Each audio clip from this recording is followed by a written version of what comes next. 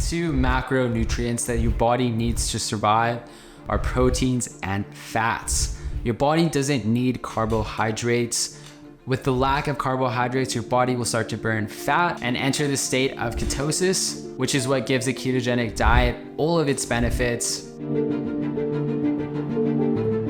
The ketogenic diet is one of the best studied diets for its positive effects on cognitive function, whether that's treating Alzheimer's, epilepsy, autism, or Parkinson's, or even a mild cognitive impairment, and ADHD. ADHD is generally a low dopamine state. With a ketogenic diet, you increase your baseline levels of dopamine so that it helps treat ADHD. Oftentimes, dopamine and serotonin have a seesaw effect in that you increase one, you decrease the other. So with a ketogenic diet, you increase dopamine. With a carb-heavy diet, you increase serotonin. And generally, with an ADHD mind, you do better on the high dopamine diet compared to the low dopamine diet.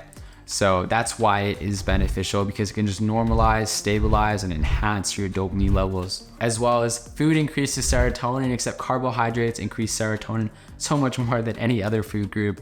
So that is why it kind of throw things out of whack. As well as it increases cortisol, which is kind of like a mixed bag. Some people do better with higher cortisol, most people don't. And it can be kind of counterproductive for some. So that is a caution with it, where if you increase dopamine, oftentimes you increase cortisol. As well as it reduces oxidative stress, increases mitochondria function, and increases BDNF levels. All of those have positive effects on ADHD. All of those are commonly dysfunctional in ADHD, so it makes sense in that regard. As well as a ketogenic diet is probably the most anti-cancer diet out there.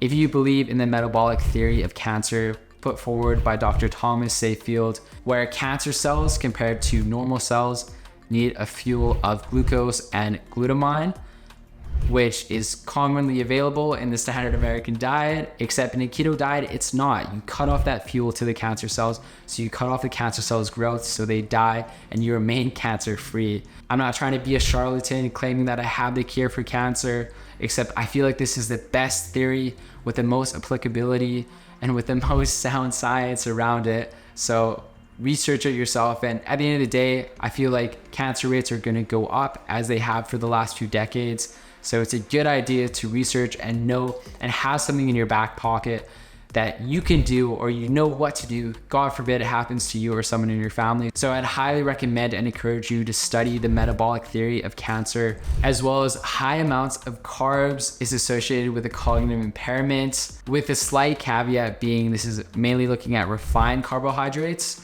So it would be slightly different for unrefined carbohydrates with things that you'd see like potatoes, basmati rice, etc. And even personally, when I'm reading books about ADHD, one of the common overlapping themes is that a diet is very important, and a diet specifically of high protein, medium fat, and low carbs or no carbs. So something to try at the very least. And honestly, this is something I wish I knew about years ago, because it makes such a dramatic difference to my cognitive function, in that when I'm in a high carb state, I can't do math. And I thought I was retarded for the longest time, except when I'm in a low or a medium carbohydrate state even, I can do math.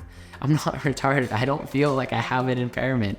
It makes such a massive difference, as well as to my responsiveness to nootropics, in that I'm a lot sensitive to nootropics in a lower carb state. In a higher carb state, less so. Except the big boogeyman with a low carbohydrate diet is your exercise performance. And it is true that you need carbohydrates to replenish glycogen so that your muscles and your body has fuel to perform at the highest level. I think there is some genetic variance with this, because some people don't necessarily need this. I would first challenge the idea that you need carbohydrates to exercise effectively and at your highest level, because there's quite a few advocates of a no carbohydrate diet, a keto diet, that don't eat any carbs, that are athletes. So I would first challenge that and try it for yourself. Secondly, if you need carbohydrates to perform at your very best physically and athletically, I would just recommend to track and kind of see what's the best middle ground, where it's the lowest amount of carbs that gives you the best physical output, because there's obviously different levels, there's obviously a spectrum.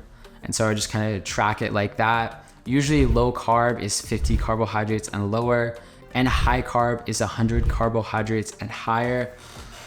The best sources of carbohydrates are fruits, honey, basmati rice, sweet potatoes, and regular potatoes.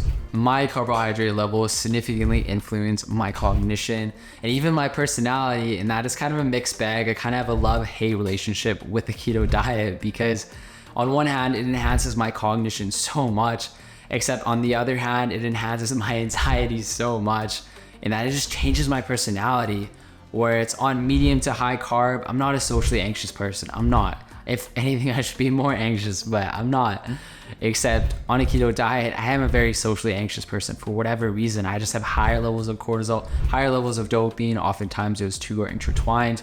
So I don't know. You're not me, so you might not experience that effect from it, because a lot of people go on a keto diet and they notice their anxiety levels drop, actually, because one of the parts of a keto diet is that it increases GHB, which actually perfectly mimics GABA in the body. So essentially just increases GABA, which is why it's good for treating epilepsy, because it increases GABA. Except I notice it just makes me stressed out. So I've been kind of figuring out what to do with that, kind of playing around with high carb, low carb, seeing what works best for me. Probably medium carb, to be honest, but I would encourage you to try it out. Encourage you just to consider trying it out for a couple of days, see if you notice your cognition increase. I'm sure you will. It is a very effective intervention that is relatively cheap, a zero cost tool, if you will, Andrew Huberman.